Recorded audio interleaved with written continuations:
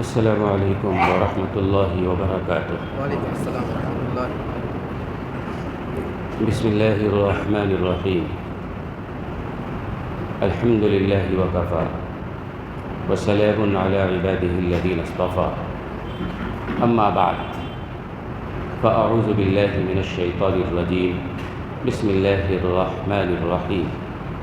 لقد من اللہ علی المؤمنین اذ بعث فیہم رسولا من انفسہم یتلو علیہم آیاتہ ویزکیہم ویعلمہم الکتاب والحکمہ، صدق اللہ العلی العظیم وصدق رسولہ النبی الکریم، ونحن علی ذلک من الشاہدین والشاکرین، والحمد للہ رب العالمین۔ رب اشرح لی صدری ویسر لی امری واحلل عقدۃ من لسانی یفقہوا قولی، سبحانک لا علم لنا الا ما علمتنا انک انت العلیم الحکیم۔ اللہم رب زدنی علما، اللہم انا نسألک علما نافعا، اللہم جنبنا الفواحش والمعاصی والخطایا والزلل ما ظہر منها وما بطن۔ محترم حضرات، گزشتہ جمعہ میں نہیں تھا، میرے ایک قریبی رشتہ دار کی طبیعت سخت علیل تھی، عیادت کے لیے گیا ہوا تھا، ابھی بھی بیمار ہیں۔ اللہ تبارک و تعالیٰ ان کو شفائے کاملہ عطا فرمائے، آمین۔ عاجلہ مستمرہ دائمہ نصیب فرمائے۔ آمین۔ گزشتہ سے پیوستہ جس موضوع پر میں عرض کر رہا تھا، وہ موضوع ابھی باقی ہے۔ پہلے مختصراً ہم اس پر بات کریں گے، اس کے بعد انشاءاللہ دوسری بات پھر عرض کریں گے۔ لقد من اللہ علی المؤمنین، اسی آیت کریمہ کے ضمن میں ہم نے بتایا تھا کہ اللہ نے اس احسان کو احسان بتلا کر جتلایا ہے کہ ہم نے مومنوں پر احسان کیا ہے۔ اس کے بعد اللہ تبارک و تعالیٰ نے فرمایا اذ بعث فیہم رسولا من انفسہم، کہ اللہ نے اس رسول کو تم ہی میں سے پیدا کیا۔ فرشتوں میں سے نہیں تھے، جناتوں میں سے نہیں تھے، انسانوں میں سے تھے۔ تو اللہ کہہ رہے ہیں کہ میرا بہت بڑا احسان کہ میں نے اس نبی کو تمہارے درمیان مبعوث کیا ہے، اور اس نبی کو ہم نے تم ہی میں سے پیدا کیا ہے۔ رسولا من انفسہم، تم ہی میں سے، انسانوں میں سے۔ لیکن انسانوں میں سے ہونا ایک بات ہے، اور ہم جیسے انسان ہونا ایک دوسری بات ہے۔ سرکار دو عالم صلی اللہ علیہ وسلم انسانوں میں سے ہیں، لیکن ہم جیسے نہیں ہیں۔ یہ ہو سکتا ہے نا، اس کی بہت ساری مثالیں ہیں کہ سرکار دو عالم صلی اللہ علیہ وسلم انسانوں میں سے ہیں، لیکن بڑے نفیس ہیں، بڑے عظمت والے ہیں، وجہ تخلیق کائنات ہیں، اللہ کے محبوب ہیں، اللہ نے کائنات ان کے صدقے میں بنایا ہے۔ کوئی کہنے لگے ہماری طرح انسان ہے، مطلب ہماری طرح، ایسا نہیں نا۔ انسان ہیں، عظمت والے ہیں، لیکن ہماری طرح انسان نہیں ہے۔ نبی کا مقام ہے، کوئی اگر سمجھنے لگے جیسے ہم انسان ہیں، ہمارے جس طرح دو آنکھیں ہیں، دو کان ہیں، جس طرح ہاتھ ہیں، پاؤں ہیں، نبی کے بھی ایسے ہی تھے، ہماری طرح ہیں، انسان ہونے میں ہماری طرح ہیں، لیکن ان کا مقام، ان کا مرتبہ الگ ہے۔ آپ مثال سے سمجھیں، حجر اسود ایک پتھر ہے، کعبۃ اللہ کے کونے پہ لگا ہوا ہے، لیکن دنیا کے اور پتھر اور اس پتھر میں کچھ فرق ہے؟ پتھر ہونے میں تو ٹھیک ہے، وہ بھی حجر اسود بھی، حجر کے معنی پتھر کے ہوتے ہیں، کالا ہے، تو پہلے اس کا رنگ کچھ اور تھا، اب کالا ہو گیا ہے، حجر اسود کالا پتھر۔ دنیا کے اور بھی پتھر ہیں، تو پتھر کی طرح کا ایک پتھر تو ہے، لیکن دونوں میں فرق ہے نا۔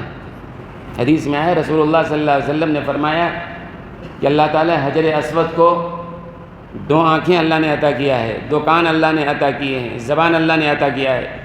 آپ میں سے بہت سارے لوگ ہیں جنہوں نے بار بار حج عمرہ کیا ہوگا، حجر اسود کا بوسہ لیا ہوگا۔ آپ میں سے کسی نے بھی حجر اسود کی آنکھوں کو دیکھا ہے، اس کے کانوں کو سنا ہے، زبان کو دیکھا ہے؟ نہیں نا۔ لیکن رسول اللہ صلی اللہ علیہ وسلم نے فرمایا تو ہم یقین کرتے ہیں کہ واقعی اس کی آنکھیں ہیں، اس کی زبان ہے، اس کے کان ہیں۔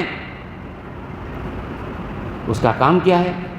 اللہ کے رسول نے فرمایا کہ لاکھوں انسان، سال بھر میں تو کروڑوں انسان یہ حج کے موقع پر کم سے کم 25 لاکھ آدمی حج کر رہے ہوتے ہیں، طواف کر رہے ہوتے ہیں۔ جو بھی دور سے استلام کرتا ہو، قریب سے کرتا ہو، حجر اسود ہر ایک کو پہچانتا ہے، اور قیامت کے دن جو بھی اس کا استعلام کرے گا، اس کو بوسہ لے گا، قیامت کے دن اللہ تعالیٰ کے سامنے حجر اسود اس بندے کی ایمان کی شہادت دے گا۔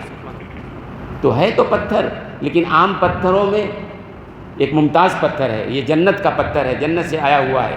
ایسے ہی سرکار دو عالم صلی اللہ علیہ وسلم عام انسانوں کی طرح ہیں۔ اللہ کہہ رہے ہیں کہ تم میں سے ہم نے پیدا کیا، لیکن ظاہر ہے ہم جیسے نہیں ہیں۔ ان کا مقام، ان کا مرتبہ، ان کی عظمت، ایک روایت میں آتا ہے سرکار دو عالم صلی اللہ علیہ وسلم قضائے حاجت کے لیے گئے، تو قضائے حاجت کے بعد جب تشریف لائے تو ام المومنین حضرت عائشہ صدیقہ رضی اللہ تعالیٰ عنہ، قاری طیب صاحب رحمۃ اللہ علیہ نے اس کو بیان فرمایا ہے کہ حضرت عائشہ صدیقہ رضی اللہ تعالیٰ عنہ اس جگہ پہ گئیں جہاں پہ رسول اللہ صلی اللہ علیہ وسلم نے قضائے حاجت کیا تھا۔ مقصد یہ تھا کہ رسول اللہ قضائے حاجت کرتے ہوئے کس طرح بیٹھے تھے، پاؤں کے نشانات ہیں، تاکہ امت کو ہم بتا سکیں، نبی کا ہر عمل امت کے سامنے ہم لا سکیں کہ نبی اس طرح قضائے حاجت کے لیے بیٹھے تھے۔ جب کہتے ہیں حضرت عائشہ گئیں تو اس جگہ پہ جہاں اللہ کے رسول نے ابھی قضائے حاجت کیا تھا، آدمی جہاں حاجتیں پورا کرتا ہے وہاں غلاظت ہوتی ہے، گندگی ہوتی ہے، بدبو ہوتی ہے۔ حضرت عائشہ کہتی میں اس جگہ پہ گئی، نہ کوئی گندگی تھی، نہ غلاظت تھی، نہ بدبو تھی، خوشبو آ رہی تھی، بات سمجھ میں نہیں آئی۔ لوٹ کے آ گئی وہ، اور رسول اللہ صلی اللہ علیہ وسلم سے عرض کیا کہ سرکار میں تو گئی تھی کہ آپ کس طرح بیٹھے تھے، اس بیٹھنے کو امت کے سامنے ہم کو بیان کرنا تھا، لیکن ہم نے وہاں ایک اور چیز دیکھا، وہاں کوئی گندگی غلاظت نہیں تھی، وہاں تو خوشبو آ گئی تھی۔ تو سرکار دو عالم صلی اللہ علیہ وسلم نے فرمایا کہ اللہ نے نبی کے جسم کو جنت کے مٹی سے بنایا ہے۔ انبیاء کرام کو اللہ نے جنت کی مٹی سے بنایا ہے۔ تو مٹی تو یہاں کی بھی ہے، جنت کی بھی ہے، دونوں میں فرق ہے نا۔ جنت کی مٹی میں خوشبو ہے، حدیث میں آتا ہے جنت کے جو محلات تعمیر ہوں گے اس کے گارے سے اینٹ جو جوڑے گئے ہوں گے اس سے مشک و عنبر کی خوشبو آتی ہوگی۔ تو جنت کی مٹی ہے الگ۔ تو انبیاء کرام کے جسم کو اللہ نے جو بنایا ہے وہ جنت کی مٹی سے بنایا ہے، اسی لیے اس میں خوشبو ہے۔ حدیث میں کہ حضور اکرم صلی اللہ علیہ وسلم کے پسینے سے مشک و عنبر کی خوشبو آیا کرتی تھی۔ آپ جس راستے سے گزر جاتے تھے وہ راستہ معطر ہو جاتا تھا، حالانکہ آپ نے الگ سے کوئی خوشبو نہیں لگایا ہوتا، چونکہ نبی کا جسم جنت کی مٹی سے تیار ہوتا ہے۔ اسی لیے مسئلہ ہے کہ ہم اور آپ اگر سو جائیں وضو ٹوٹ جاتا ہے نا، بلکہ وہ بعض لوگ جو ٹیک لگا کے بیٹھتے ہیں، میں بارہ کہتا ہوں کہ بھائی ٹھیک ہے، کوئی معذور ہے، کمزور ہے، بیمار ہے، ٹیک لگا رہا ہے، ٹھیک ہے، چلو عذر ہے۔ جو کرسی پہ بیٹھے ہیں یقینی طور پر کچھ نہ کچھ عذر ہوگا، ان کو گھٹنے میں درد ہو، کمر میں درد ہو، عذر کی بنیاد پہ کوئی ٹیک لگا رہا ہے، ٹھیک ہے، بلا وجہ نوجوان بچے ٹھیک ٹھاک ہے ٹیک لگا کے بیٹھے ہوئے۔ اور مسئلہ یہ ہے کہ ٹیک لگانے کی حالت میں ایک لمحے کے لیے بھی نیند آ جائے وضو ٹوٹ جاتا ہے۔ اس طرح جس طرح بیٹھے ہیں یہ، اگر ایک لمحے کے لیے نیند آ جائے تو وضو نہیں ٹوٹے گا، لیکن وہ ایک لمحے کے لیے جو ٹیک لگا کے بیٹھتے ہیں، اعضاء ڈھیلے پڑ جاتے ہیں، آدمی بے خبر ہو جاتا ہے، پتہ نہیں ریا خارج ہوا نہیں ہوا، وضو اسی لیے علماء نے اور فقہا نے کہا کہ کوئی آدمی اگر ٹیک لگا کے بیٹھے نیند آ جائے تو وضو ٹوٹ جاتا ہے، حالانکہ پتہ نہیں کیا ہوا ہے، سو جائے نیند آ جائے وضو ختم ہو جاتا ہے۔ لیکن نبی کے لیے مسئلہ الگ ہے، نبی اگر لیٹ کے سو جائے پھر بھی وضو نہیں ٹوٹتا ہے۔ سرکار دو عالم صلی اللہ علیہ وسلم سو جاتے تھے اور سو کے اٹھنے کے بعد آپ نماز شروع فرما دیتے تھے۔ صحابہ کہتے ہیں یا رسول اللہ صلی اللہ علیہ وسلم، مسئلہ آپ نہیں بتایا ہے کہ لیٹنے کے بعد وضو ٹوٹ جاتا ہے، تو آپ تو ابھی لیٹ رہے تھے، سو رہے تھے، اٹھے وہ نماز پڑھنا شروع کر دیا۔ سرکار دو عالم صلی اللہ علیہ وسلم نے فرمایا کہ انبیاء کے سونے سے وضو نہیں ٹوٹتا ہے، میری آنکھیں سوتی ہیں لیکن میرا دل نہیں سوتا ہے، غفلت کی نیند نہیں آتی ہے، چونکہ اللہ نے ان کو الگ بنایا ہے، جنت کی مٹی سے بنایا ہے، تو فرق ہوگا نا، مٹی دنیا کی بھی ہے اور مٹی جنت کی بھی ہے، دونوں کا فرق پڑے گا نا۔ اسی طرح ہر مسئلے میں دیکھ لیجیے آپ کہ رسول اللہ صلی اللہ علیہ وسلم ہیں یقینی طور پر انسانوں میں سے، لیکن انسانوں میں ہو کر بھی انسانوں سے بالا تر ہیں، سب سے عظمت والے ہیں، سب سے نفاست والے ہیں، لطافت والے ہیں۔ کوئی انسان کہے میری طرح ہے، بھئی ہماری طرح ہیں دیکھنے میں، لیکن ان کا مقام و مرتبہ الگ ہے، اور وجہ بتایا میں نے کہ ایک چیز ہو سکتی ہے شکل و صورت کے اعتبار سے ہو، لیکن مقام و مرتبے میں بڑا فرق ہوا کرتا ہے۔ ایک بات تو اللہ نے فرمایا کہ ہم نے تمہیں میں سے تمہارے نبی کو پیدا کیا ہے۔ اس کے بعد اسی آیت میں اللہ نے فرمایا کہ میں چار کام بتلاتا ہوں، اللہ نے خود متعین کیا ہے کہ اس نبی کو جو ہم نے بھیجا ہے، جو میرا محبوب ہے، ہم نے بھیج کے احسان کیا ہے، تمہیں میں کا ایک انسان ہے، اس کو جو ہم نے بھیجا ہے 4 کاموں کے لیے بھیجا ہے۔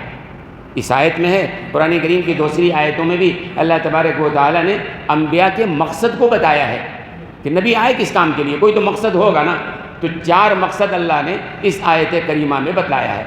وہ 4 باتیں بیان کر کے میں بات ختم کروں گا۔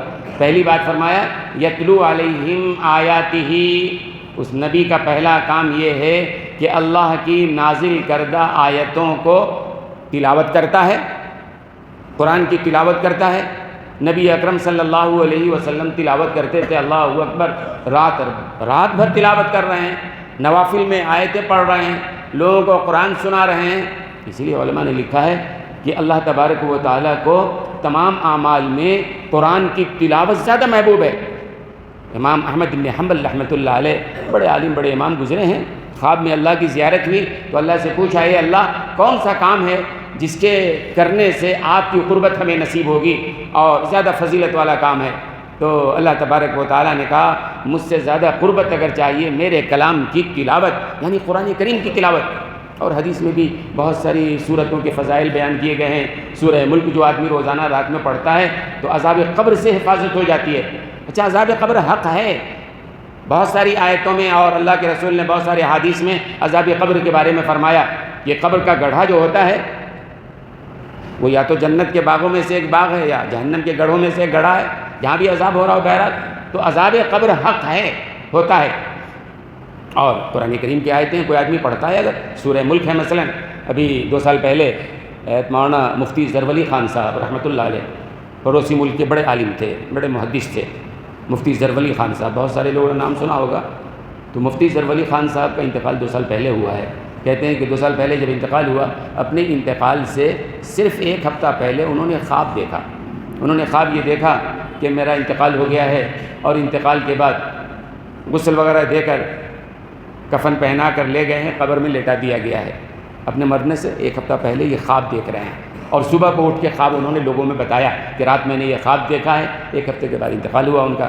حضرت فرماتے ہیں میں نے خواب دیکھا، میرا انتقال ہو گیا ہے، قبر میں دفن کر دیا گیا ہے، اور دفن کر دینے کے بعد 2 فرشتے منکر نکیر آتے ہیں نا سوال کرنے کے لیے، من ربک کا، تمہارا رب کون ہے؟ اور میں کہتا ہوں یہ صدقہ ہے جناب رسول اللہ صلی اللہ علیہ وسلم کا کہ اللہ کے رسول نے اس سوال کے پرچے کو آؤٹ کر دیا ہے، بتا دیا ہے امت کو کہ قبر میں یہ سوال ہونے والا ہے، تیاری کر لو۔ اور میں نے 12 کہا ہے، عربی مرنے کے بعد زبان عربی ہو جائے گی، عربی میں سوال کریں گے فرشتے، من ربک کا، تمہارا رب کون ہے؟ آپ کہیں گے ہم اچھی طرح رٹ لیں گے اس کا جواب، ربی اللہ، میرا رب اللہ ہے، ربنا اللہ، ہمارا رب اللہ ہے۔ یہ زبان سے الفاظ نہیں نکلیں گے وہاں۔ اگر واقعی دنیا میں اللہ کو اپنا رب سمجھا ہوگا، خالق و مالک سمجھا ہوگا، بعض لوگ ہیں دکان کو اپنا رازق سمجھتے ہیں، خالق سمجھتے ہیں، ملازمت کو سمجھتے ہیں، کاروبار کو سمجھتے ہیں، یہاں سے ہم کھا رہے ہیں، کھلانے والا اللہ ہے، ان کو بھی کھلا رہا ہے جن کا کاروبار نہیں ہے۔ کرو کاروبار، منع نہیں ہے، لیکن ایسا کاروبار کہ جس کی وجہ سے نمازیں آپ کی ضائع ہو رہی ہوں، نمازیں چھوٹ رہی ہوں۔ تو بہرحال حضرت نے خواب دیکھا کہ 2 فرشتے آئے ہیں قبر میں اور وہ سوال جواب کرنا چاہتے ہیں۔ اتنے میں انہوں نے دیکھا کہ ایک خوبصورت نوجوان نمودار ہوا، اور اس خوبصورت نوجوان نے منکر نکیر سے کہا کہ تم ان سے نہیں سوال کر سکتے ہو، ان سے سوال نہیں کر سکتے ہو۔ کیوں نہیں سوال کر سکتا ہوں؟ بس میں کہہ رہا ہوں سوال نہیں کر سکتے۔ اب وہ دونوں فرشتے کہہ رہے بھائی ہماری ڈیوٹی ہے، اللہ نے لگایا ہے اس کام کے لیے کہ قبر میں آنے والے سے ہم یہ سوال کریں، تم ہو کون، کیوں مجھ سے یہ بحث کر رہے ہو؟ جاؤ اللہ سے پوچھو۔ خیر اللہ سے رابطہ کیا، اللہ نے کہا چھوڑ دو، سوال جواب مت کرو۔ یہ خواب میں دیکھا۔ پھر اس کے بعد دوسری طرف سے آئے، پھر اور سوال جواب کرنا چاہا منکر نکیر، ایک اور نوجوان نمودار ہوا، اس نے بھی روک دیا کہ نہیں آپ سوال جواب نہیں کر سکتے، یہ خواب دیکھ رہے ہیں۔ بات ختم ہو گئی، وہ دونوں فرشتے چلے گئے۔ حضرت نے اس کے بعد پوچھا ان 2 خوبصورت نوجوانوں سے بھائی آپ کون ہو؟ یہ فرشتے آئے سے سوال جواب کرنے کے لیے، اگر سوال کا جواب نہیں دیتا تو شاید عذاب ہوتا، آپ نے ان کو واپس کر دیا، آپ ہو کون؟ تو اس میں کہ ایک نوجوان نے کہا میں اصل میں آپ کے قرآن کی تلاوت ہوں جو زندگی بھر آپ کرتے رہے۔ حضرت فرماتے ہیں کہ جب سے میں بالغ ہوا ہوں اس وقت سے لے کے آج تک کوئی دن ایسا نہیں ہے جب میں نے سونے سے پہلے سورہ ملک نہ پڑھا ہو. معمول تھا. اور حدیث میں ہے یہ جو آدمی سورہ ملک روزانہ پڑھتا ہے عذاب قبر سے حفاظت ہوتی ہے. اور دوسرے نوجوان سے پوچھا کہ بھئی آپ کون تھے؟ کہا کہ میں آپ کی فجر کی نماز ہوں، کبھی میں نے فجر کی نماز قضا نہیں کیا. ایک ہے کہ آدمی نیند کے غلبے کی وجہ سے کبھی نماز نہ پڑھے، نیند آ گئی، اس کی تو چھوٹ ہے نا، نسیان ہے، وہ پکڑ نہیں ہے. ایک دفعہ حضور اکرم صلی اللہ علیہ وسلم صحابی کہتے ہیں کہ اللہ کے رسول کے ساتھ ہم جا رہے تھے اور خیبر سے واپس آ رہے تھے، جنگ خیبر سے لوٹ کے آ رہے تھے، اللہ کے رسول کے ساتھ تھے. پوری رات سفر کرتے رہے اور جب صبح کا وقت قریب آیا تو اللہ کے رسول نے قافلے سے کہا کہ آرام کر لو یہاں. اللہ کے رسول صلی اللہ علیہ وسلم بھی لیٹ گئے، صحابہ بھی لیٹ گئے، رات بھر چلتے رہے، سفر کرتے رہے، تھک گئے تھے. حضرت بلال کو اللہ کے رسول نے متعین کیا تم جاگتے رہنا، فجر کا وقت ہو جائے تو تم اذان دینا، سب کو جگانا، اور حفاظت کے لیے بھی ان کو مامور کیا. تمام صحابہ تھکے تھے، سو گئے، اللہ کے رسول بھی سو گئے. حضرت بلال جگے رہے، حفاظت کرتے رہے، فجر کی اذان کے وقت کا انتظار کرتے رہے. صبح جب ہوئی وہ بھی تھکے تھے تو اپنے سواری سے ٹیک لگا کے بیٹھے. جب بیٹھے ٹیک لگا کے تو نیند آ گئی. ایسی نیند آئی کہ صحابہ، رسول اللہ، حضرت بلال سب سو رہے ہیں، فجر کا وقت نکل گیا. اب جب سورج نکلا ہے اور سورج کی کرنیں جب چہروں پر پڑی ہے تو سب سے پہلے اللہ کے رسول اٹھے ہیں. ارے فجر کی نماز، بلال کہاں ہیں؟ دیکھا تو وہ بھی سو رہے ہیں. حضرت بلال کو جگایا، دوسرے صحابہ کو جگایا اور اللہ کے رسول نے فرمایا چلو یہاں سے چلو، یہ مناسب جگہ نہیں ہے. فوراً وہاں سے کوچ کرنے کا حکم دیا. ذرا آگے جا کر پھر اللہ کے رسول نے وضو فرمایا، صحابہ نے وضو فرمایا، پھر حضرت بلال سے کہا اقامت کہو. وہاں جا کے اللہ کے رسول نے نماز پڑھی ہے. تو معلوم ہوا کہ کبھی اگر نیند آ گئی ہو، اپنے اختیار میں نیند نہیں ہے نا، نیند آ گئی ہو اس میں چھوٹ ہے. ایک یہ ہے کہ ہم نے عادت بنا لیا ہے کہ ہم رات کے 3 بجے سوئیں گے بلا وجہ خامخواہی کے لیے. تو آپ نے عادت بنائے تو مجرم آپ ہو نا بھائی، ورنہ کوئی آدمی وقت پر سو جائے، عادت بنا لے تو انشاءاللہ آنکھ کھل جاتی ہے. ایک آدمی سوتا ہی ہے 3 بجے، ہم نے عادت غلط بنایا ہے، نیند نہیں کھلتی ہے، مجرم عادت بنانے والا ہے. تو بہرحال اللہ کے رسول سے یہ ثابت ہے. ایسے ہی غزوہ تبوک کے موقع پر حضور اکرم صلی اللہ علیہ وسلم غزوہ خندق کے موقع پر، خندق کی ایک طرف صحابہ ہیں، دوسری طرف کفار ہیں، وہ تیر اندازی کر رہے ہیں اور اتنی شدت سے تیر اندازی ہو رہی تھی صحابہ کو نماز پڑھنے کا موقع ہی نہیں ملا. عصر کا وقت آیا گزر گیا، ظہر کا وقت آیا گزر گیا، نماز پڑھنے کا وقت نہیں، مسلسل تیروں کی بارش ہو رہی ہے. تو مغرب سے پہلے حضرت عمر بن خطاب رضی اللہ تعالیٰ عنہ آئے اور آ کر عرض کیا یا رسول اللہ صلی اللہ علیہ وسلم، اللہ ان کفار کو ہلاک کرے، ان کی وجہ سے ہم نے ابھی تک عصر کی نماز نہیں پڑھی ہے. سرکار دو عالم صلی اللہ علیہ وسلم نے فرمایا کہ ہاں میں نے بھی عصر کی نماز نہیں پڑھی ہے. بعض علماء نے لکھا ہے مغرب کے بعد اللہ کے رسول نے ظہر اور عصر کی قضا پڑھی ہے. تو معلوم ایسے حالات اگر ہو جائیں، نماز قضا ہو جائے تو الگ بات ہے، لیکن قضا پڑھنی چاہیے. نیند آ گئی، قضا ہو گئی نماز، بعد میں قضا کرنی چاہیے. تو حضرت کو فرمایا فرشتے نے کہ وہ ایک فرشتے نے کہا کہ میں تمہاری فجر کی نماز ہوں، جو مستقل پابندی سے پڑھتے تھے، اور پھر اس کے بعد انتقال. تو سب سے پہلے نبی کی بات اس آیت میں یتلو علیہم آیاتہ، آیات آپ سنائیں، آیات کی تلاوت جتنا زیادہ ہو سکے زندگی کا معمول بنائیے. اور میں کہتا ہوں کوئی سینہ ایسا نہ ہو جس میں قرآن نہ ہو. بھئی سورہ یاسین یاد کر لو نا، قرآن کا دل ہے، کون سا مشکل ہے. ایک ایک آیت، آدھی آیت اگر یاد کرو گے 2 مہینے میں 4 مہینے میں، ہے نا بھئی. اور جب کوئی صورت یاد ہو جاتی ہے تو پڑھنا آسان ہو جاتا ہے. سورہ ملک میں 30 آیتیں ہیں، ایک ایک آیت روزانہ یاد کریں گے 30 دن میں پوری صورت یاد ہو جائے گی. قرآن اٹھانا، دیکھ کے پڑھنا کبھی کبھی مشکل بھی ہوتا ہے، لیکن آج ایک آدمی کو زبانی یاد ہے، سونے سے پہلے سورہ ملک پڑھ لے، صبح فجر کے بعد سورہ یاسین پڑھ لے، معمول دکان میں بیٹھے ہیں یاد ہے سورہ یاسین پڑھ لیا. تو ایک نبی کا کام یہ ہے کہ تلاوت، اور یہی وجہ ہے کہ قرآن کا یاد کرنا اللہ نے آسان بنا دیا ہے. آسان. حضرت امام ابو حنیفہ رحمۃ اللہ علیہ کے شاگرد حضرت امام محمد رحمۃ اللہ علیہ ہیں، ان کے بارے میں آتا ہے صرف 3 دن میں انہوں نے پورا قرآن یاد کر لیا تھا. اور باقی 30 دن میں یاد کرنے والے تو بہت سارے علماء ہیں. حجت الاسلام رحمۃ اللہ علیہ جب حج کے لیے تشریف لے جا رہے تھے، پانی کے جہاز سے سفر تھا، اور اس زمانے میں رمضان سے ہی سفر شروع ہو جاتا تھا پانی کے جہاز والا. تو رمضان کا مہینہ شروع ہو گیا اور وہاں کوئی حافظ قرآن نہیں تھا. تراویح کون پڑھائے گا؟ حجت الاسلام حیات مولانا قاسم نانوتوی رحمۃ اللہ علیہ نے فرمایا میں پڑھاؤں گا. خدام نے کہا حضرت حافظ تو آپ بھی نہیں ہیں. فرمایا کوئی بات نہیں ہے، روزانہ دن میں 1 پارہ یاد کرتے، تراویح میں سنا دیا کرتے تھے. حیات مولانا حسین احمد مدنی رحمۃ اللہ علیہ جب حیات مولانا محمود حسن رحمۃ اللہ علیہ کے ساتھ مالٹا میں قید میں تھے، وہاں بھی تراویح کا موقع آیا، کوئی حافظ نہیں تھا. حیات مولانا دن بھر میں پورا پارہ یاد کرتے، رات میں سنا دیا کرتے. تو اللہ نے قرآن کو آسان کر دیا ہے. کوئی اگر یاد کرنا چاہے آسان ہے، نہ یاد کرنا چاہے تو مشکل. تو نبی کا ایک کام یہ ہے کہ تلاوت ہم لوگوں کو بھی اپنی زندگی کا حصہ بنانا چاہیے. اور سورہ یاسین ہے, سورہ ملک ہے, اور دوسری جو چھوٹی چھوٹی آیتیں ہیں, سورتیں ہیں, ان کو یاد کر لینا چاہیے. ہر مومن کے سینے میں قرآن کا ایک حصہ ہونا چاہیے. اور اللہ اگر حوصلہ دے, طے کرو نا, ہم حافظ ہو جائیں گے. کون سا مشکل کام ہے؟ میں نے پہلے بھی بتایا تھا, کوئی آدمی حفظ قرآن کے ارادے سے روزانہ ایک ایک آیت یاد کرنا شروع کر دیتا ہے, زندگی نے وفا کیا, 15 سال کے بعد حافظ ہو جائیں گے. اگر نہیں ہوا تو علماء نے لکھا ہے اگر اس سے پہلے موت آ جائے گی, اللہ قبر میں ایک فرشتے کو مقرر فرمائیں گے, وہ فرشتہ پورا قرآن یاد کرائے گا, قیامت کے دن اٹھے گا تو حافظ قرآن بن کے اٹھایا جائے گا اور حافظ قرآن کے صف میں وہ شامل فرمائیں گے.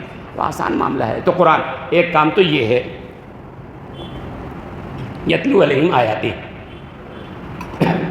ویزکیہم. دوسرا کام قرآن کریم کہہ رہا ہے اس نبی کا یہ ہے کہ تزکیہ, پاک کرنا, لوگوں کے دلوں کو پاک کرنا, شرک سے پاک کرنا, کفر سے پاک کرنا, رذائل سے پاک کرنا, بد اخلاقی سے پاک کرنا, برائیوں سے پاک کرنا. نبی کا کام تزکیہ. آج بھی بہت ساری جگہ پہ ایسے ادارے ہیں, خانقاہ ہیں, بہت سارے علماء ہیں, اکابرین ہیں, وہاں بھی یہی دلوں کو صاف کرو بھائی. جب تک دل میں کدورت ہے, جب تک دل میں بغض ہے, عداوت ہے اور غصہ ہے, یہ ساری چیزیں انسان کو تباہ کرنے والی چیزیں. تزکیہ, نبی تزکیہ کرتے تھے. میں نے کہا تھا نا کہ اللہ کے رسول کے پاس ایک صحابی آئے, یا رسول اللہ مختصر کوئی آپ مجھے نصیحت فرمائیے. تو ان کے اندر غصہ تھا. اللہ کے رسول نے فرمایا لا تغضب, غصہ کو ختم کرو. اور جو آدمی غصہ چھوڑ دیتا ہے بہت ساری برائیوں سے, گناہوں سے بچ جاتا ہے. تو تزکیہ, سرکار دو عالم صلی اللہ علیہ وسلم نے تزکیہ کیا ان لوگوں کا جو ایک ایک معاملے پر, ایک ایک مرغی پر, ایک ایک جانور پر 100 سال لڑا کرتے تھے. 100 سال لڑنے والے. باپ جا رہا ہے مرنے سے پہلے اپنے بچوں کو وصیت کر کے جاتا تھا کہ اس خاندان سے لڑائی جاری رکھنا, بدلہ لیتے رہنا. جنگ بواس عرب کی ایک جنگ ہے جو چھوٹی سی جنگ تھی, چھوٹی بات میں شروع ہوئی تھی, 2 افراد میں شروع ہوئی تھی, 2 خاندان کا مسئلہ ہوا, پھر عرب کا مسئلہ بن گیا. 100 سال تک یہ جنگ چلتی رہی ہے. نبی آئے ہیں, انہوں نے ختم فرمایا ہے. تو یزکی, تزکیہ. نبی کا دوسرا کام کیا ہے؟ تزکیہ. لہذا تلاوت بھی کرنا چاہیے, تزکیہ کی کوشش کرنی چاہیے. علماء کے پاس جائیں, اکابرین کے پاس جائیں, صحبتوں میں بیٹھیں آپ, تو اس طرح سے اس کا فائدہ. نیک صحبت کا بھی بڑا فائدہ ہے, نیک صحبت کا بھی میں عرض کروں گا. تو بہرحال تزکیہ.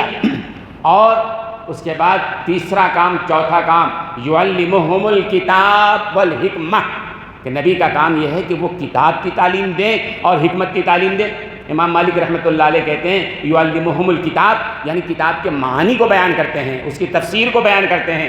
لہذا قرآن کریم کی تفسیر سننا اور قرآن کریم کی تفسیر کے مجلس میں شرکت کرنا, تفسیر کی کتابوں کو اپنے پاس رکھنا کہ قرآن کہہ کیا رہا ہے, قرآن کا مطلب کیا ہے, قرآن چاہتا کیا ہے, یہ بھی ہماری ذمہ داری ہے. نبی نے تو تفسیر کر دیا, دنیا سے تفسیر کر کے چلے گئے. ایک مومن ہونے کے حیثیت سے ہماری ذمہ داری ہے کہ ہم قرآن کریم کی تفسیر کو بھی جانیں. اور حکمت سے کیا مراد ہے؟ نبی کی سنت ہے, نبی کا طریقہ ہے, نبی نے کیا کہا اور نبی کے اعمال اقوال کیا ہیں. 2 چیزیں ہیں, ایک ہے حدیث اور ایک ہے سنت. ایک ہے حدیث اور ایک ہے سنت. ہر سنت حدیث ہے لیکن ہر حدیث سنت نہیں ہے. یہ فرق ذرا سمجھیں آپ. بعض حضرات کہتے ہیں کہ سرکار دو عالم صلی اللہ علیہ وسلم نے کھڑے ہو کے پیشاب کیا ہے. حدیث میں ہے کہ حضور اکرم صلی اللہ علیہ وسلم نے ایک جگہ کھڑے ہو کے پیشاب کیا ہے. تو حدیث تو ہے لیکن سنت نہیں ہے. سنت اس کو کہتے ہیں جو آپ کا زندگی بھر کا معمول رہا ہے. حدیث کبھی کبھی جواز کو بیان کرنے کے لیے آپ نے وہ کام کیا ہو تاکہ امت کو معلوم ہو. کبھی کسی کو کوئی عذر ہو, گھٹنے میں درد ہو, یا جہاں پیشاب کرنا ہے وہاں گندگی ہو, چھینٹے پڑنے کا خطرہ ہو, کپڑے کے ناپاک ہونے کا خطرہ ہو, ایسے موقع پر کھڑے ہو کے پیشاب کرنا جائز ہے, نبی کی سنت نہیں ہے. حالانکہ نبی نے وہ کام کیا ہے, لیکن نبی نے جو کام کیا ہے جواز بتلانے کے لیے, ضرورت کے وقت یہ کیا جا سکتا ہے. لیکن آپ کا عمل کیا رہا ہمیشہ؟ بیٹھ کر کے استنجا کرنا. تو حدیث اور سنت میں یہ فرق ہے. تو اللہ کے رسول صلی اللہ علیہ وسلم نے کیا کیا؟ یعلمہم الکتاب والحکمہ, کہ آپ کتاب کی بھی تعلیم دے کے گئے, کتاب کی ہر آیت کو سمجھا کے گئے, اس کے معنی مطلب کو بیان کیا ہے. اور حکمت اللہ تبارک و تعالیٰ کی طرف سے جو چیزیں آئیں اور اس کو سنت کے طور پر آپ نے بیان فرمایا. پھر بعد کے زمانے میں آپ دیکھیں گے سیدنا ابوبکر صدیق رضی اللہ تعالیٰ عنہ ہیں. حضرت ابوبکر صدیق رضی اللہ تعالیٰ عنہ پہلے خلیفہ ہیں. قرآن کی تلاوت کو اپنایا انہوں نے, اتنا زیادہ اپنایا, اللہ اکبر, رات بھر قرآن کی تلاوت کرتے رہتے تھے. رات بھر قرآن کی تلاوت زندگی کا مقصد بنایا. پھر اس کے بعد حضرت عمر ابن خطاب کو دیکھیں، حضرت عمر نے تزکیہ کو زیادہ اپنایا، تمام باتوں کو اپنایا لیکن تزکیہ کو زیادہ اپنایا۔ اور کیسے تزکیہ کو اپنایا؟ ایک ایک بات اگر دیکھ لیں تو حضرت عمر کے زمانے میں شیر اور بکری ایک ہی گھاٹ پہ پانی پیا کرتا تھا، تزکیہ کر کے ان کے اندر وہ نفاست، ان کے اندر وہ اخلاق بھرا ہے انسانوں کے اندر۔ حضرت عمر ابن خطاب مدینے کے مسجد میں خطاب فرما رہے ہیں، یا ساریہ الجبل کہہ رہے ہیں، تزکیہ ہے 300 میل دور ساریہ جو کمانڈر ان چیف تھے میدان جنگ میں، وہاں تک آواز پہنچ رہی ہے، تو تزکیہ کا کام حضرت عمر ابن خطاب نے کیا ہے۔ پھر حضرت عثمان غنی ہیں یعلمہم الکتاب، حضرت عثمان غنی نے کتاب کی تعلیم کے معاملے میں، حضرت عثمان غنی ہیں جنہوں نے قرآن کریم پر نقطہ لگانے کا کام کیا، اعراب لگانے کا کام کیا ہے، اور ایک مصحف کی شکل میں، قرآن کی شکل میں پہلے قرآن نہیں تھا، حضرت عثمان غنی سے پہلے قرآن کریم کی وہ شکل نہیں تھی جو آج ہمارے یہاں ہے، وہ مختلف چیزوں پر صحابہ نے لکھ رکھا تھا، یاد کر رکھا تھا، لیکن حضرت عثمان غنی نے کہا نہیں، اس کو جمع کر دینا چاہیے ورنہ یہ ضائع ہو جائے گا۔ حضرت عثمان غنی نے یہ کیا، پورے قرآن کو انہوں نے ایک جگہ جمع کیا ہے، لہذا انہوں نے اس کے لیے کام کیا۔ اور حضرت علی، اللہ اکبر، اللہ کے رسول نے فرمایا تھا کہ علی کو اللہ نے حکمت عطا فرمایا تھا، انا مدینۃ العلم وعلی بابھا، میں علم کا شہر ہوں اور علی اس کے دروازہ ہیں۔ اللہ نے حکمت دی، فرمایا کوئی مسئلہ الجھ جائے تو علی کے پاس جانا، اللہ نے وہ حکمت عطا فرمائی ہے۔ کہتے ہیں کہ ایک دفعہ 6 آدمی مل کر سفر پہ گئے، یہ حضرت علی کے زمانے میں 6 آدمی مل کر ایک سفر پہ گئے، لوٹ کے آئے تو 5 آیا، 1 نہیں آیا۔ 6 آدمی مل کے سفر میں گئے، لوٹ کے آئے تو 5، 1 نہیں آیا۔ اب جو نہیں آیا اس کے گھر والے نے کہا کہ بھئی میرا آدمی کہاں گیا؟ ان 5 نے کہا مجھے نہیں معلوم کہاں گیا، کیا ہوا۔ معاملہ پیچیدہ تھا، وہ 5 انکار کر رہے تھے، مجھے پتہ نہیں، بھئی صحرا کا سفر تھا، جنگلوں کا سفر تھا، کہاں چلا گیا مجھے کیا پتہ۔ تو حضرت علی کے پاس مقدمہ گیا، حضرت علی نے کہا ٹھیک ہے، مسجد نبی کے 5 پلروں پہ الگ الگ انہوں کو باندھ دیا، 5 پلروں میں الگ الگ جگہ پہ باندھ دیا 5 کو۔ اس کے بعد حضرت علی نے پہلے سے کہا، پوچھا پہلے والے سے کہ وہ 5واں 6ٹھا تمہارا ساتھی کہاں گیا؟ وہ کہنے لگا مجھے نہیں پتہ، اللہ کی قسم مجھے نہیں معلوم۔ حضرت علی نے زور سے اللہ اکبر، بازو والے نے سنا اللہ اکبر کی آواز، تیسرے نے، چوتھے نے سنا، لیکن اس ساتھی نے کیا کہا؟ آہستہ آواز میں کہا، وہ سنا ہی نہیں دیا۔ حضرت علی نے زور سے کہا اللہ اکبر، جب یہ کہا تو بازو والے نے سنا تو سمجھ گئے کہ شاید اس نے اقرار کر لیا ہے کہ ہم لوگوں نے مارا ہے، ان 5 نے مل کے اس کو مارا تھا، قتل کر دیا تھا۔ تو باقی لوگوں نے سمجھ لیا کہ ہمارے اس ساتھی نے بتا دیا ہے، لیکن اس نے بتایا نہیں تھا۔ حضرت علی نے اپنی طرف سے اللہ اکبر ایسا انداز بنایا کہ وہ بازو والا سمجھ جائے کہ شاید اس نے اقرار کر لیا ہے۔ دوسرے کے پاس گئے حضرت علی، بولو بھائی وہ تمہارا 6ٹھا ساتھی کہاں گیا؟ تو اس نے کہا حضرت میں کیا بتاؤں، میرے ساتھی نے تو آپ کو بتا ہی دیا ہے، ہم نے قتل کیا ہے۔ تیسرے کے پاس گئے، اس نے بھی کہا ہم نے قتل کیا ہے۔ چوتھے نے بھی کہا کہ ہم سب نے مل کے قتل کیا ہے۔ تو دنیا کا پہلا یہ فیصلہ تھا، نہ قرآن میں یہ تھا نہ حدیث میں، حضرت علی کے فیصلے سے 5 کو بالکل تختہ دار پہ چڑھانے کا فیصلہ ہو گیا۔ قتل کیا ہے، قتل کا بدلہ قتل ہے۔ تو پہلے والے شخص نے حضرت علی سے کہا کہ حضرت اس 4 نے تو اقرار کر لیا کہ ہم نے مارا ہے، میں نے تو اقرار نہیں کیا ہے نا، میں نے تو نہیں کہا کہ میں اس میں شامل ہوں۔ تو حضرت علی نے فرمایا کہ تم نے اقرار نہیں کیا، لیکن تمہارے 4 ساتھیوں نے اقرار کر لیا ہے، اور شریعت میں 2 گواہ بھی ہو تو کافی ہوتا ہے، 4 گواہ ہو گئے ہیں، لہذا تمہارے لیے قتل واجب ہے۔ تو حضرت عمر، حضرت علی رضی اللہ تعالیٰ عنہ کو ایسے بہت سارے ان کے واقعات ہیں، اللہ نے ان کو ذہن دیا تھا، اللہ نے فقہ کا علم دیا تھا، فقہ اللہ نے عطا فرمایا تھا۔ حضرت امام ابو حنیفہ رحمۃ اللہ علیہ حضرت علی رضی اللہ تعالیٰ عنہ کے حدیث کو لے کر، فقہ کو لے کر آگے بڑھایا ہے۔ تو یہ 4 کام نبی کے ہیں، ایک تو ہے یتلو علیہم آیاتی تلاوت، لہذا ہم سب کو بھی قرآن کریم کی تلاوت زیادہ سے زیادہ کرنا چاہیے، کریں گے نا انشاءاللہ؟ معمول بنائیے، جتنا پڑھ سکتے ہو پڑھیے، دکان میں بیٹھے ہیں پڑھیے، گھر میں بیٹھے ہیں پڑھیے، نماز سے پہلے پڑھیے، نماز کے بعد پڑھیے۔ بھائی قل ہو اللہ، آپ دکان سے آ رہے ہیں، چلتے ہوئے اگر آئیں گے تو دکان سے مسجد آتے ہوئے 3 بار تو پڑھ لیں گے نا، 3 بار قل ہو اللہ پڑھ لیا تو 1 قرآن پڑھنے کا ثواب مل جاتا ہے۔ سورہ یاسین 1 بار پڑھ لیتے ہیں تو 10 بار قرآن پڑھنے کا ثواب ملتا ہے۔ بڑے فضائل ہیں، بہرحال قرآن کی فضیلت آپ جانتے ہیں۔ تو ایک تو نبی کا کام ہے، امت کا بھی کام ہے کہ قرآن کی تلاوت ہم اس کو جاری رکھیں اور قرآن یاد کرنے کی کوشش کریں۔ سورہ یاسین ہے، سورہ ملک ہے، اور جو دوسری آیتیں ہیں، چھوٹی چھوٹی صورتیں، ان کو یاد کرنا چاہیے۔ دوسرا کام یزکیہم، تزکیہ، ہر آدمی کو اپنے اخلاق کا تزکیہ کرنا چاہیے، اور تزکیہ کے لیے سب سے ضروری چیز ہے، وہ آئندہ جمعہ عرض کروں گا میں، کہ تزکیہ بغیر تزکیہ کے انسان نہیں بنتا ہے۔ دیکھو وہی عرب تھے، رات دن لڑنے مرنے میں ایک ایک بات پر لڑتے تھے، لیکن نبی نے آ کے ان کا تزکیہ کیا۔ تو جنگ یرموک کا واقعہ بڑا مشہور ہے۔ ایک صحابی کہتے ہیں کہ جنگ یرموک میں کئی صحابہ شہید ہو گئے تھے، کئی زخمی ہو گئے تھے، میں پانی لے کر گیا، شاید کوئی زخمی ہو پلائیں گے، مشہور واقعہ ہے۔ تو کہتے ہیں میرے چچا زاد بھائی تھے، وہ بھی بالکل آخری وقت میں تھے، التش التش پانی پانی بول رہے تھے۔ میں ان کے پاس پہنچا اور وہ پانی پینے والے تھے کہ بازو سے ایک اور مسلمان زخمی، اس نے التش کہا، فوراً کہا پہلے اس کو پلاؤ، میرے بھائی کو پلاؤ۔ کہتے ہیں میں وہاں گیا اور وہ بھی پیاس سے آخری وقت ہے، جاں بلب ہیں۔ ایک اور تیسرے مسلمان بندے نے، وہ بھی زخمی تھا، اس نے التش کہا، یعنی پیاس لگی ہے۔ اس دوسرے بندے نے بھی کہا پہلے اس کو پلاؤ، خود پیاس لگی ہے۔ تو علماء نے لکھا ہے دیکھو نبی نے اخلاق کیسے بنا دیا، پہلے ایک ایک بات پہ لڑنے مرنے پر تیار ہیں، اور نبی نے اخلاق ایسا بنایا ہے کہ اپنی جان جا رہی ہے لیکن اپنے بھائی کے پیاس سے پہلے اپنی پیاس کو بجھانا گوارا نہیں کر رہے ہیں۔ تو یزکیہم، ہم کو اپنے اخلاق کو بنانا چاہیے کہ ہماری ذات سے دوسروں کو ہم فائدہ پہنچائیں۔ یہ زندگی کا معمول بنا لیجئے، زندگی تو ویسے بھی جانی جانی ہے نا، بچنے کا تو سوال نہیں ہے۔ تو اچھے اخلاق، دوسروں کے کام آنا، دوسروں کو نفع پہنچانا، نبی نے کہا یزکیہم، یہ کام۔ یعلمہم الکتاب، تیسرا کام یہ ہے قرآن کریم کو سمجھنا، سمجھیے، ذمہ داری ہے، یہ اللہ کا کلام ہمارے پاس آیا ہوا ہے، ہماری ذمہ داری ہے کہ ہم سمجھیں اللہ کہہ کیا رہے ہیں۔ سورہ فاتحہ جب سے پیدا ہوئے پڑھ رہے ہیں، مرنے تک پڑھیں گے، نماز میں پڑھ رہے ہیں، لیکن سورہ فاتحہ میں ہے کیا پتہ ہی نہیں ہم کو، ہے نا بھائی؟ اس کا ترجمہ جاننا چاہیے، تفسیر جاننا چاہیے۔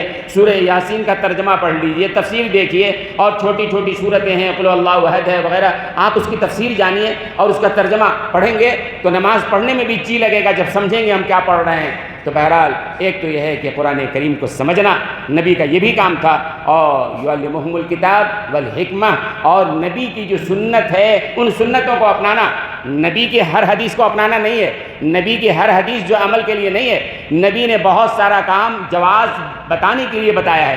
اب جیسے مسجد میں آنا ہے، کوئی آدمی جوتوں سمیت تو مسجد میں نہیں آتا ہے نا، جوتوں کے ساتھ کوئی مسجد میں نہیں آتا ہے، کوئی مسلمان ایسا نہیں کرتا ہے کہ جوتا پہن کے مسجد میں آ جائے۔ لیکن نبی کے بارے میں حدیث میں ہے کہ اللہ کے رسول نے ایک بار جوتوں سمیت نماز پڑھا ہے، حدیث ہے۔ اب کوئی کہے کہ نبی نے پڑھا ہے ہم بھی پڑھیں گے، ارے نہیں، نبی کی سنت یہ ہے بغیر جوتوں کے ادب و احترام سے مسجد میں آؤ۔ نبی نے کبھی یہ کام اگر کیا ہے جواز بتلانے کے لیے کیا ہے، کبھی ضرورت پیش آ جائے تو جائز ہے۔ کیا ضرورت پیش آ جائے گی بھائی؟ اس زمانے میں جنگیں ہوتی تھیں، مثلا جنگ کا موقع ہے اور دشمن ہر وقت طاق میں لگا ہوا ہے اور فوجی نوجوان ہیں، جوتا پہن رکھا ہے، اب اگر وہ جوتا اتاریں گے پھر نماز پڑھیں گے، اس درمیان حملہ کر دیں تو کیا ہوگا؟ اللہ کے رسول نے فرمایا موقع ایسا ہے جوتوں سمیت آپ نماز پڑھ لو، کوئی فرق نہیں پڑنے والا ہے، حفاظت اولین چیز ہے۔ تو اللہ کے رسول نے جواز کے لیے بتلایا، کھڑے ہو کے پیشاب کیا، جواز بتلانے کے لیے آپ نے کیا ہے، وہ سنت نہیں ہے۔ تو بہرحال سنت کو اپنانے کی کوشش کرنا، یہ چار کام ہے، اور یہ چار کام اگر کیا تو خدا کی قسم ہماری دنیا بھی کامیاب، آخرت بھی کامیاب۔ اللہ تعالی ہم سب کو صحیح عمل کرنے کی توفیق عطا فرمائے۔